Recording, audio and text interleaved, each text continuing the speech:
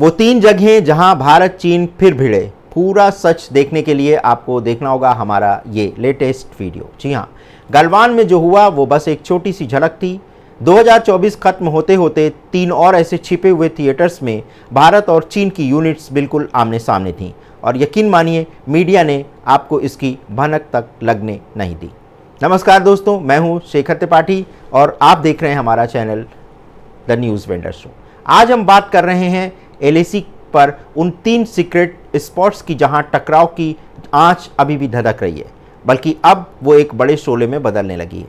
गलवान और पेंगोंग झील की कहानी तो हम सब ने देखी, सुनी और महसूस की, लेकिन ये 3 नए लोकेशंस जो अब तक हमारी नज़रों से ओझल रहे हैं, वहाँ क्या हो रहा है, क्यों हो रहा है और सबसे ज़रूरी बात, भारत का आखिर प्लान क्या है, इन सारे सवालों का पूरा सच आज हम आपके सामने रखने वाले हैं।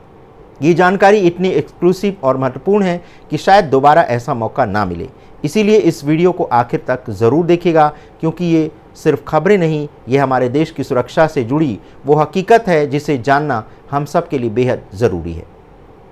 सबसे पहले बात करते हैं देपसांग। जी हाँ, ब्लॉक इन वाला प्लेटू। तो चलिए नंबर 1 से शुरू करते हैं देपसांग। ये सिर्फ एक नाम नहीं, बल्कि भारत चीन सीमा पर तनाव का एक पुराना और गहरा जख्म है। ये वही लगभग 900 वर्ग किलोमीटर का विशाल पठार है जहां 2013 से चीन की PLA लगातार भारतीय गश्ती दल को उसके पारंपरिक गश्ती बिंदुओं तक जाने से रोकती रही है। लेकिन अब स्थिति और भी गंभीर हो चुकी है। 2024 के अंत तक चीनी टुकड़ियों ने यहाँ एक बेहद शातिर चाल चली। उन्होंने जी प्लेन नाम का एक तेज बिल्ट टैक्टिकल रनवे बना डाला। सोचिए, एक ऐसा रनवे जो रातों रात तैयार हो जाए। इसका मतलब है कि चीन अब यहाँ अपने हवाई बेड़े को और भी ज़्यादा तेज़ी से तैनात कर सकता है, जो हमारी सुरक्षा के लिए एक बड़ा खतरा है। दरअसल भारतीय इंजीनियर अपनी रणनीतिक दौलत बिग ओल्डी DBO रोड को आगे बढ़ा रहे थे ताकि दुर्गम इलाकों तक हमारी पहुंच आसान हो सके। लेकिन जैसे ही हमारे बुलडोजर आगे बढ़े, PLA ने तुरंत लेज़र डिज़ाइन वाले जैमिंग वैन भेज दिए। इन वैन ने हमारे K9 गन ट्रैकर्स की कनेक्टिविटी को काट दिया, उन्हें एक तरह से अंधा और बहरा बना दिया। ये कोई छोटी मोटी घुसपैठ नहीं, ये एक सोची समझी सैन्य रणनीति है। लेकिन भारत भी चुप बैठने वालों में से नहीं है। हमने तुरंत जवाब दिया। भारतीय सेना ने देपसांग में अपने कॉम्बैट यूटिलिटी हेलीकॉप्टर की नाइट लैंडिंग ट्रायल कराई। रात के अंधेरे में हेलीकॉप्टर उतरने का अभ्यास, वो भी ऐसे संवेदनशील इलाके में, ये दिखाता है कि हमारी तैयारी कितनी पुख्ता थी। इतना ही नहीं, हमने अपनी शक्तिशाली M777 हावित्जर तोपों को भी एयरलिफ्ट करके फॉरवर्ड पोस्ट पर तैनात कर दिया। ये तोपें अपनी सटीकता और मारक क्षमता के लिए जानी जाती हैं और इनकी तैनाती एक सीधा संदेश है कि हम किसी भी चुनौती का सामना करने के लिए पूरी तरह से तैयार हैं। दिलचस्प बात यह है कि ये पहला मौका है जब चीनी कैंप, जो आमतौर पर अपनी जगह से टस-मस नहीं होते, वो 20 किलोमीटर पीछे खिसकने के बावजूद भी राडार ड्रोन भेज रहे हैं। इसका संकेत साफ है कि वे देपसांग को एक बार बफर ब्लॉक बनाना चाहते हैं। उनका मकसद है कि दौलत बेग ओल्डी तक भारतीय टैंकों और अन्य भारी सैन्य वाहनों की आवाजाही धीमी हो जाए या पूरी तरह से रुक जाए। वे हमारी सैन्य गतिशीलता को बाधित करना चाहते हैं। अब सवाल ये उठता है कि क्या भारत की देपसांग योजना केवल रिएक्टिव है, यानी सिर्फ जवाब देने वाली है, या फिर चीन को कहीं घेरने का हमारा कोई ऑपरेशन इनर सर्कल तैयार हो चुका है? क्या हम चीन की इस चाल को उसी पर भारी पड़ने वाले हैं? ये सवाल अभी भी बना हुआ है। लेकिन एक बात तय है कि देपसांग में ज़मीन पर तनाव बहुत ज़्यादा बढ़ गया है।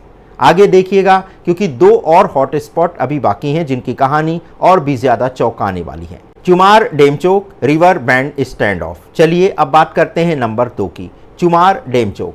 जब इस इलाके का नाम आता है तो अक्सर लोग सोचते हैं कि यहाँ सिर्फ चरवाहों के छोटे मोटे टकराव होते रहते हैं, जो कि एक आम बात है। लेकिन 29 अगस्त 2024 को जो हुआ वो चरवाहों का टकराव बिल्कुल नहीं था। उस दिन चीनी स्पेशल ऑप्स की एक यूनिट ने थर्लिंग ला की चोटी को क्रॉस किया और हमारे ITBP यानी भारत तिब्बत सीमा पुलिस के ऑब्जर्वेशन पोस्ट यानी OBS से सिर्फ 300 मीटर की दूरी पर एक रिवर बेंड फॉर्मेशन बना लिया। ये कोई मामूली बात नहीं है। हमने जब इस स्पॉट की सैटेलाइट इमेज खंगाली तो जो सच सामने आया वो चौंकाने वाला था। चीनियों ने वहाँ वाटरप्रूफ कंटेनर और पोर्टेबल हेलीपैड्स लगाए हुए थे। सबसे खतरनाक बात यह है कि ये संरचनाएं सिर्फ 72 घंटों में असेंबल हो जाती हैं। यानी चीन की मंशा साफ है, वे बहुत तेज़ी से इस इलाके में अपनी स्थायी मौजूदगी बनाना चाहते हैं, और वो भी ऐसी जगह पर जहां से वे हमारी गतिविधियों पर सीधे नज़र रख सकें। ये रिवर बेंड फॉर्मेशन नदी के किनारे एक रणनीतिक स्थिति है जहां से वे हमारे आवागमन को नियंत्रित कर सकते हैं। जाहिर है भारत इस पर चुप नहीं बैठा। भारतीय साइड ने भी तुरंत जवाबी कार्रवाई की। हमने चुमार फिंगर पर एक तेज़ी से ब्रिज का निर्माण शुरू कर दिया है। ये पुल हमारी सेना को तेज़ी से इस संवेदनशील इलाके में पहुंचने और अपनी स्थिति मजबूत करने में मदद करेगा। इसके साथ ही इस सेक्टर में हमारी सेना की तैनाती भी बढ़ा दी गई है और अतिरिक्त निगरानी उपकरण लगाए गए हैं। चुमार डेमचोक का इलाका रणनीतिक रूप से बेहद महत्वपूर्ण है क्योंकि ये लेह से बहुत दूर नहीं है और यहाँ से कई महत्वपूर्ण दर्रों तक पहुँचना आसान है। चीन की ये हरकतें केवल चरवाहों के विवाद से कहीं ज़्यादा हैं। ये उनकी क्षेत्रीय दावों को मजबूत करने और भारत पर दबाव बनाने की एक सुनियोजित रणनीति का हिस्सा है। यहाँ का तनाव सिर्फ ज़मीन तक ही सीमित नहीं है बल्कि कूटनीतिक स्तर पर भी इसकी गूंज सुनाई दे रही है। भारत ने चीन की इस नई घुसपैठ पर कड़ी आपत्ति जताई और दोनों देशों के बीच कोर कमांडर स्तर की बातचीत में भी ये बात प्रमुखता से उठाई गई। लेकिन चीन अपनी हरकतों से बाज नहीं आ रहा है। वो लगातार सीमा पर छोटे छोटे बदलाव करके फैक्ट्स ऑन द ग्राउंड बनाने की कोशिश कर रहे हैं। ये एक धीमा जहर है जो अगर अनियंत्रित रहा तो कभी भी एक बड़े टकराव का रूप ले सकता है। अब बात करते हैं नंबर 3 की, किबिथु। ये नाम शायद आपको उतना परिचित ना लगे, लेकिन अरुणाचल प्रदेश के पूर्वी छोर पर स्थित ये फॉरवर्ड पोस्ट भारत के लिए रणनीतिक रूप से बेहद महत्वपूर्ण है। लोग अक्सर लद्दाख पर ही ध्यान देते हैं, लेकिन चीन की नज़र अरुणाचल पर बराबर बनी हुई है। 2024 के मध्य में यहाँ एक ऐसी घटना हुई जिसने हमारी सेना को अलर्ट मोड पर ला दिया। किबिथु के पास एक ऐसी घाटी में जहाँ हमारी सेना की गश्त सीमित थी, चीनी पीएलए ने एक नया फॉरवर्ड बेस स्थापित कर दिया।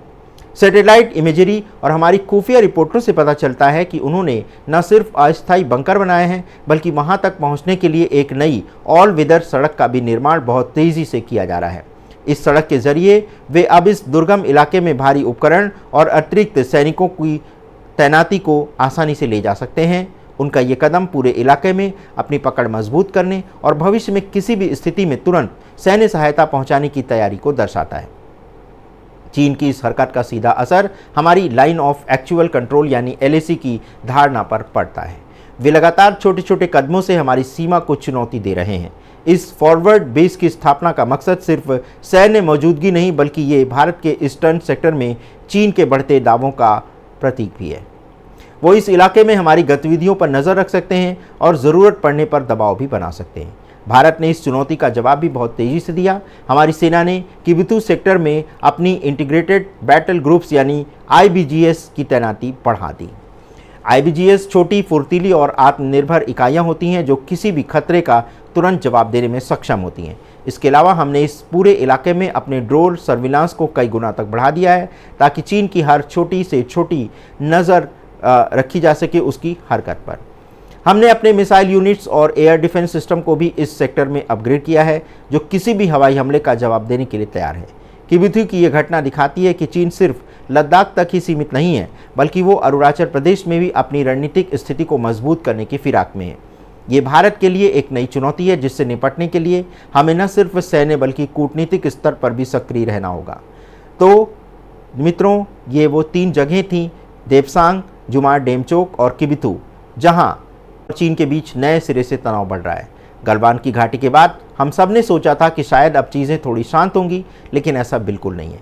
चीन लगातार अपनी विस्तारवादी नीतियों पर अड़ा हुआ है और LAC पर नए नए पैतरे आजमा रहा है।